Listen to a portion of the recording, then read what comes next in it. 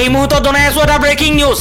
অশোক সিংঘালে অসমৰ মিয়া জনগোষ্ঠীক লৈ বিতৰ্কিত মন্তব্য কৰিছে। আজি অশোক সিংঘালৰ মন্তব্যক লৈ উত্তাল হৈ পৰিছে বিধানসভা। অশোক সিংঘালৰ বিৰুদ্ধে বিশেষ অধিকাৰ ভংগৰ অভিযোগত স্থগিত হৈছে বিধানসভা।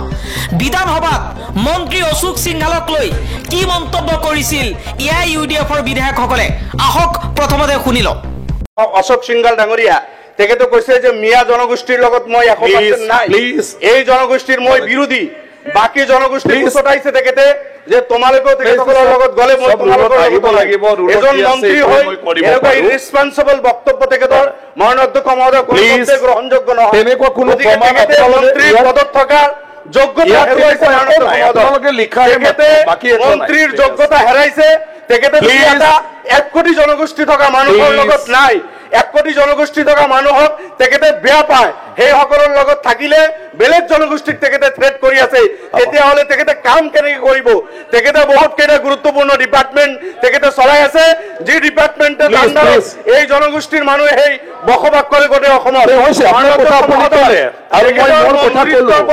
বৰখাস্ত কৰিব লাগে তেখেতে, মন্ত্ৰিত্বৰ পৰা তেখেতক বৰখাস্ত কৰিব লাগে।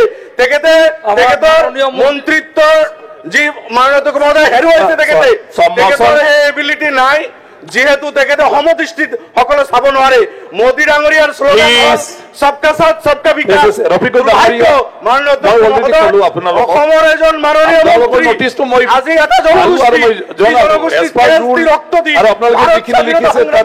জনগোষ্ঠীৰ তেজ আছে আৰু যিজন মাননীয় মন্ত্ৰী দিল তেখেতে অসমত আছে, এইটো কিন্তু আমি নাজানো। মচনৰ নটিচ পাইছো এই জনগোষ্ঠীৰ লগত মই নাই, তেখেতৰ সহযোগীসকলৰ লগত। প্লিজ না হৈছে আপোনালোক হৈছে বহক না, বহক। হৈছে হৈছে আপুনি ক'লে হৈছে কিহৰ কাৰণে আনিছে।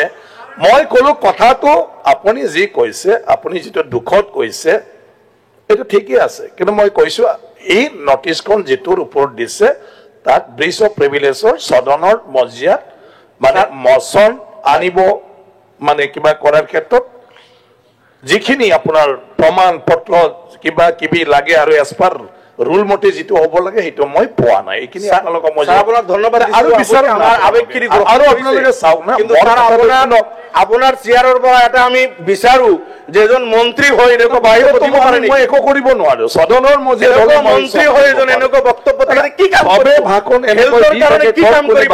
1 কোটি জনগণক তেখেতে মাৰিব নেকি? যিসকলৰ লগত নাই সেই অঞ্চলত তেখেতে ডক্টৰ উদ্যোগ কৰিব নেকি? আজি সেই অঞ্চলত নকৰিব নেকি? মাননীয় অধ্যক্ষ মহোদয়, মই মুখ্যমন্ত্ৰীৰ দৃষ্টিগোচৰ কৰিছো তেখেতৰ এই বক্তব্য গৰিহণাযোগ্য। বিধানসভাত গৰিহণাৰ প্ৰস্তাৱ নহওক, তেখেতে ক্ষমা খোজক। যদি মন্ত্ৰীৰ চকীত থাকিব বিচাৰে তেখেতে এই জনগোষ্ঠীক ক্ষমা খোজক যে মই ভুল বক্তব্য দিছো। মোদী ডাঙৰীয়াৰ বক্তব্যৰ বিৰুদ্ধে Sir, he has violated his oath. তেওঁ সংবিধানৰ নামত শপত লৈছিল আৰু সংবিধানৰ দায়িত্বত বহা ব্যক্তিজনে সংবিধানক অৱমাননা কৰিছে। তেখেতে অসমীয়া জাতি সাংবাদিক কৈছিল